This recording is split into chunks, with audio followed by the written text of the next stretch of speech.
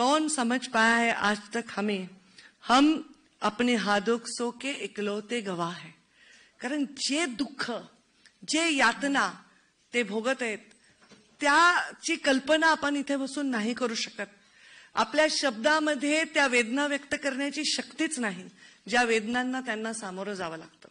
तस्करी ही काही फक्त मुलींची होते नाही, तस्करी ही मुलांची देखील होते, पण मुलींचं प्रमाण जास्त आहे. कारण मी नेहमी असाच विचार करते की स्त्री जन्म घेतला की 50% ती धोक्याच्या त्या तलवारीखालीच असते. जन्म घेतल्यापासून तिला ही जाणीव असते की आपण स्त्री आहोत. म्हणजे अगदी माझ्या लहानपणी माझ्या घरी मुलं आता माझ्या मुलाचे छोटे 2-3 वर्षाचे खेळायला यायचे ना, तर ती मुलगी इतकी व्यवस्थित बसायची, कारण तिला कळायचं की नाही मी बसले आहे, इथे 2-3 मुलं खेळत आहेत.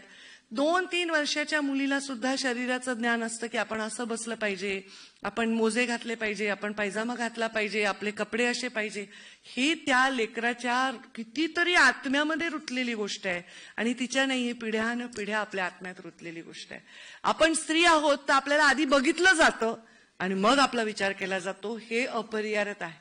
एखादी सुंदर स्त्री, मग ती पोलिसात काम करत असो, मीडियात काम करत असतो, नाहीतर एखाद्या मोठ्या मल्टीनॅशनल कंपनीची सीईओ असो, नाहीतर राजकारणात असो, जरा बरी दिसणारी स्त्री असेल तर तिच्याविषयी ज्या चर्चा होतात त्या चर्चा किती पद्धतीने चुकीच्या असतात. कारण हे तर मला वाटतं एक मॉरलच प्रॉब्लेम आहे.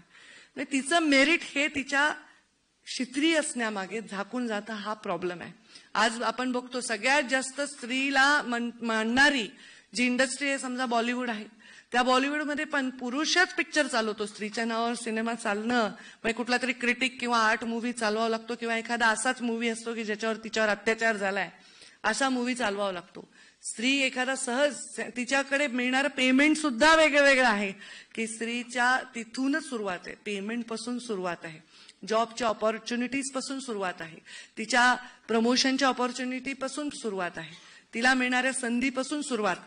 आणि या सगळ्या गोष्टी या सगळ्या एकत्र येतात आणि एक मॉरल प्रश्न निर्माण होतो आणि लोकांना फुलांचा व्यवसाय कमी पडतो, लोकांना साड्यांचा व्यवसाय कमी पडतो, औषधांचा, बिल्डर्सचा, मोठमोठ्या कंपन्यांचा व्यवसाय कमी पडतो की ते स्त्रीकडे व्यवसाय म्हणून बघायला लागतात.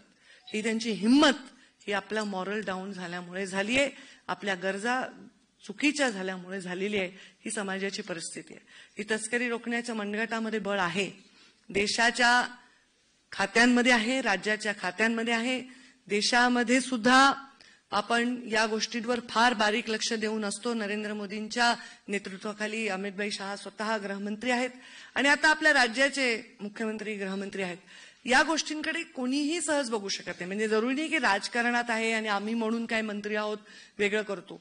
कोणी हा अन्याय सहज बघू शकत नाही. मेघनांनी सांगितलं की मी महिला बालकल्याण मंत्री होते, इतक्या वेगवेगळ्या केसेस माझ्याकडे यायच्या, पण त्यांची गुप्तता राखणं आवश्यक असल्यामुळे, किंवा कुठे 3 वर्षाच्या मुलीवर बलात्कार झालाय, 4 वर्षाच्या मुलीवर बलात्कार झालाय, कोणती तरी मुलगी गायब झाली आहे, नंतर ती कुठे वेश्या व्यवसायात सापडलेली आहे, या मुलींची सुटका करून आणण्यासाठी खूप सारे लोक काम करतात. म्हणजे आम्ही तर वेगवेगळ्या राज्याच्या लोकांशी पण टायअप केलं होतं की राज्यातील दुसऱ्या राज्यातील मुलं इथे येतात सिनेमाच्या आवडीमुळे किंवा काही बनण्याच्या आवडीमुळे, कृपया कोणाचा फोन आहे तो प्लीज, तर ते लोक इथे येतात आणि त्यांच्याकडून असे वेगवेगळ्या चुकीच्या पद्धतीने त्यांच्यावर अत्याचार होतो. कोणाला भिक्षा मागायला लावली जाते, कोणाला देहव्यवसाय करायला लावतो, कोणाच्या अवयवांची तस्करी होते, त्यांचे अवयव काढून घेतले जातात. किती भयंकर प्रकार हे माझ्या डोळ्यांनी त्या खात्याच्या माध्यमातून बघितले. हे बालगृहामध्ये जायचो, त्या मुलामुलींशी संवाद साधायचो, त्यांच्या अडचणी समजून घ्यायचो. आज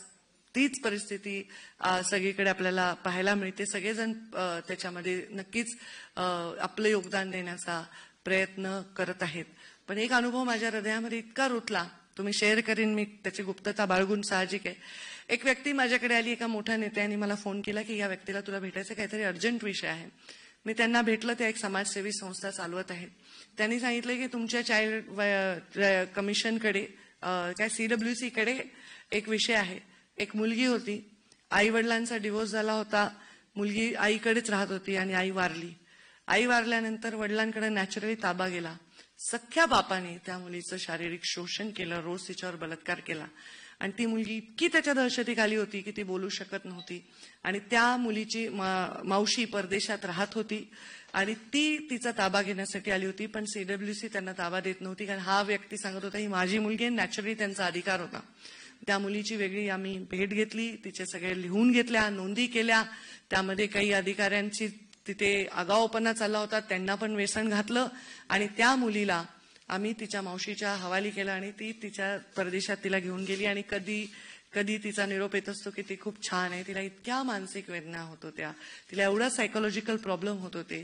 त्या मुलीला परत नॉर्मल जीवन जगणं एवढं सोपं नाही.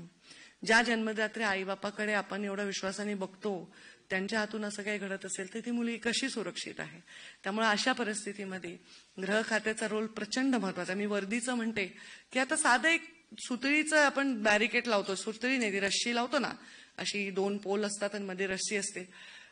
तिथे जर एखादा पोलीस कॉन्स्टेबल जरी उभा असेल ना तर कोणी हिंमत करत नाही ती ओलांडायची, कारण नियमाला लोक तेव्हाच पालन करतात जेव्हा त्या नियमाच्या तोडण्यावरच्या शिक्षांच्या बाबतीतली कल्पना असते आणि तो धाक असतो. तर तो धाक असला पाहिजे, वर्चस्व असलं पाहिजे अधिकाऱ्यांचं, त्या खात्यांचं, सरकारचा.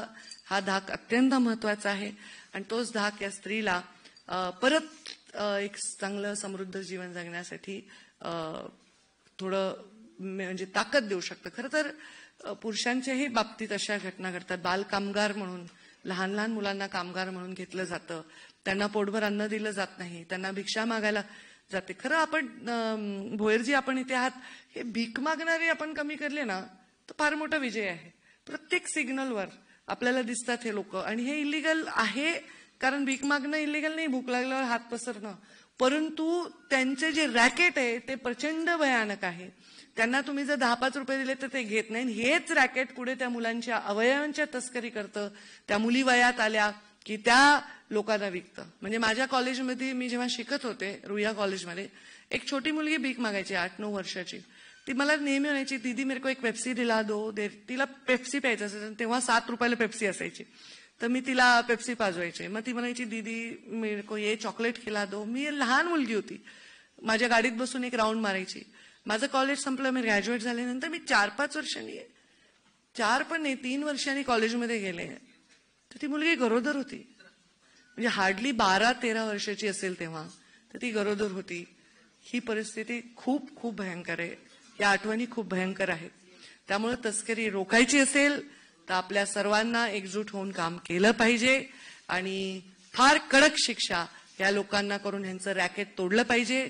10-5 रुपये घेऊन कोणी जर मुला-मुलींचं जीवन बर्बाद करत असेल तर अशा लोकांना कधीही क्षमा मिळूच शकत नाही असं मला वाटतं.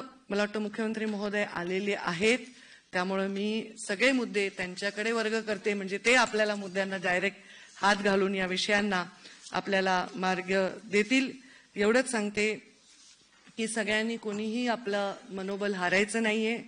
एवढं जाता जाता बोलीन, यह राह तो जाएगी मंजिल तक, यह राह तो जाएगी मंजिल तक, हौसला तो रख, कहा सुना है कभी अंधेरे ने सवेरा न होने दिया है. आपला पण सवेरा होईल. एकजूट होऊन प्रशासनाने आणि शासनाने काम केलं त्या अत्यंत कोमल जीवनांना आपण वाचवू शकू. एवढंच या निमित्ताने सांगते आणि माझ्या वाणीला विराम देते. धन्यवाद.